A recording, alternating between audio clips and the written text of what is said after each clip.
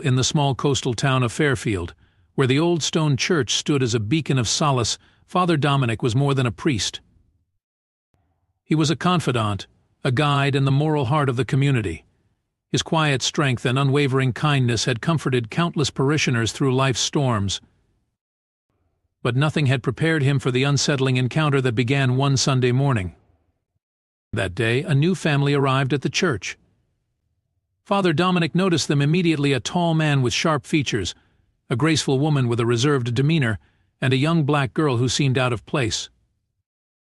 The girl, perhaps 10 or 11 years old, kept her head down, her hands fidgeting nervously. After the service, Father Dominic approached them with a welcoming smile. "It's always a joy to see new faces in our congregation," he said warmly. The man, who introduced himself as Charles, shook the priest's hand firmly. "Thank you, Father. We've just moved here. This is my wife, Mary, and our niece, Sarah." Father Dominic bent slightly to meet Sarah's gaze. "It's lovely to have you here, Sarah. I hope Fairfield feels like home for you soon." Sarah glanced up briefly, her large, anxious eyes meeting his for just a moment before she looked away. "Thank you, Father," she murmured.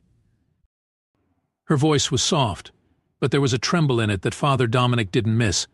Something about her demeanor, her tightly clasped hands, her averted eyes left him uneasy.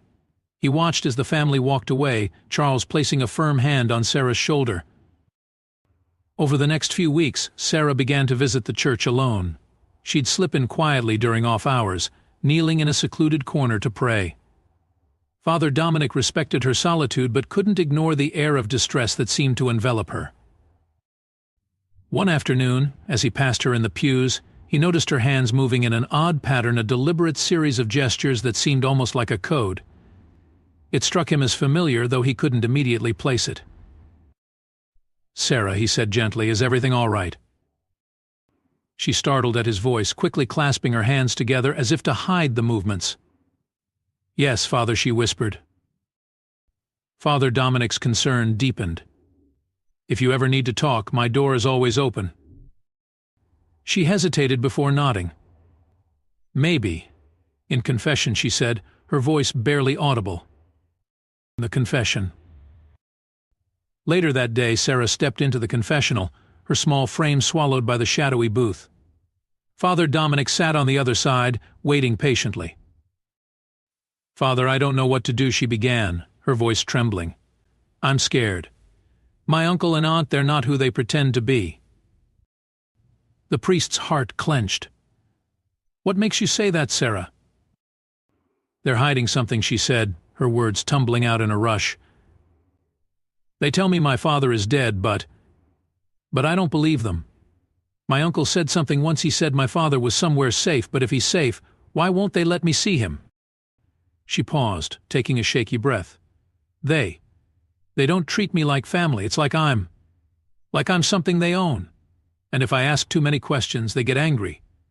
They say they'll send me away if I tell anyone." Father Dominic felt a chill run through him. He chose his words carefully, his voice steady. "Sarah, you are very brave for sharing this. I believe you. But I need to know, are you in danger right now?" Sarah hesitated, then shook her head. "I don't think so. Not yet. But I'm scared for my dad, I think. I think they're hurting him." Before she left, Sarah grabbed his sleeve. "Please, Father, don't tell them I spoke to you. They'll know. They always know."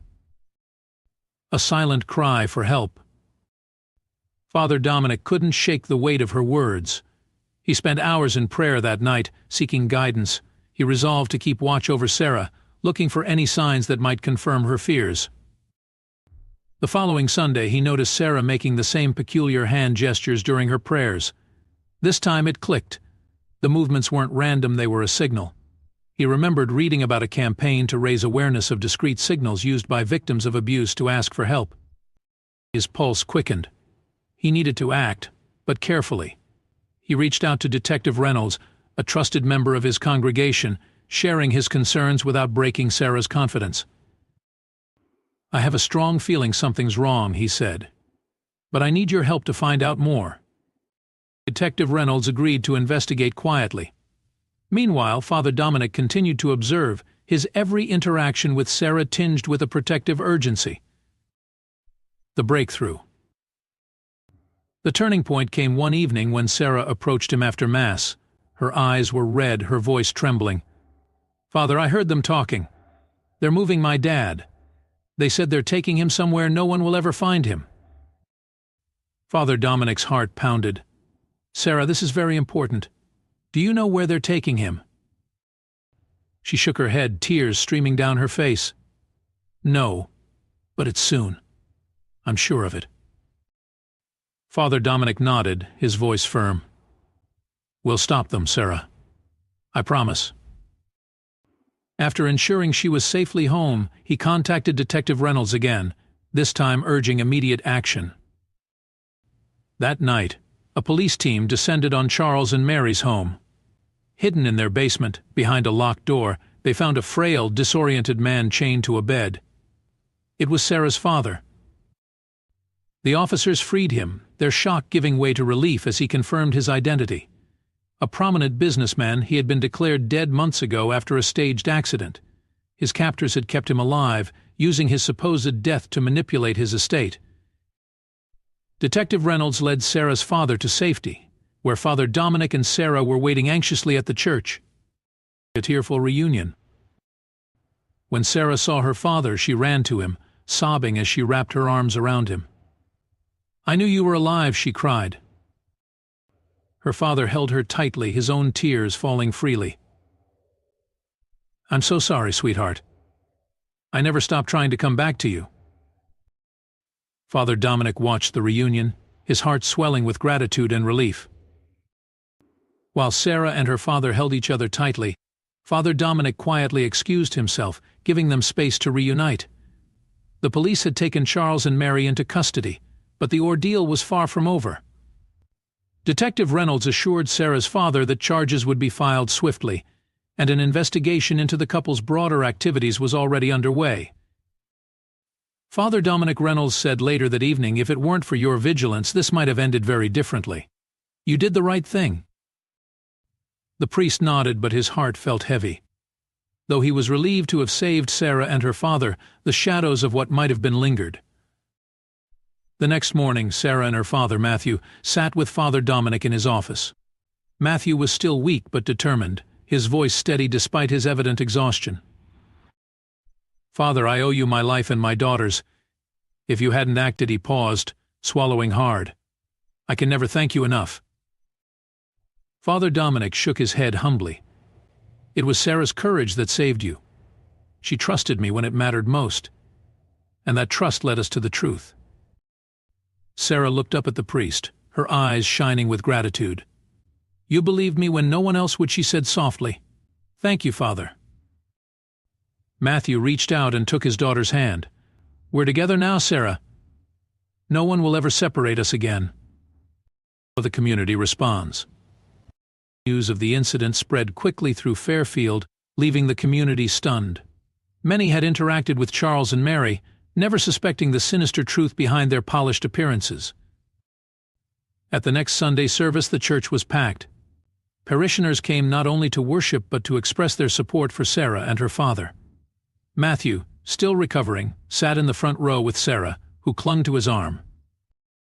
Father Dominic's sermon that day was one of gratitude and reflection. "We are called to be vigilant, to see not only with our eyes but with our hearts," he said, his voice resonating through the old stone walls. "Evil often hides in plain sight, but so does the courage to confront it. Let us always strive to be a sanctuary for those in need." The congregation erupted in applause, their admiration for the priest evident. Healing and new beginnings. As weeks turned into months, Sarah began to blossom under her father's care. She returned to school, her once shadowed demeanor replaced with a growing confidence. Matthew, too, regained his strength and began to rebuild his life, determined to ensure his daughter's future was filled with love and stability. Father Dominic remained a close friend and mentor, offering guidance whenever it was needed. He often found Sarah in the church after school, her prayers now filled with gratitude rather than fear. "Father," she said one afternoon, "do you think God knew this would happen? That it would all work out?" He smiled gently. God doesn't plan for pain, Sarah. But He gives us the strength to overcome it. And sometimes He puts the right people in our path to help us along the way. She nodded thoughtfully. I think He put you in my path, Father. A renewed faith. The events changed Father Dominic, too. He found himself more attuned to the subtle signs of distress in those around him, more determined to be a source of refuge and hope. He realized that his role as a priest went beyond the pulpit. It was about being a shepherd, protecting his flock from harm. Detective Reynolds remained a trusted ally, and the two worked together to raise awareness about recognizing signs of abuse and exploitation. The church hosted workshops and support groups, creating a ripple effect that extended far beyond Fairfield. Epilogue. Years later, Sarah returned to Fairfield as a young woman, confident and accomplished. She visited the church, her heart full of gratitude for the man who had changed her life. Father Dominic, now older but still steadfast, welcomed her warmly. "Sarah," he said, beaming, "it's so good to see you." She hugged him tightly. "I wanted to tell you I've decided to work with children who've been through what I went through. I want to help them, the way you helped me." Father Dominic's eyes glistened with pride. "You'll be a beacon of hope for so many, Sarah. I'm proud of you."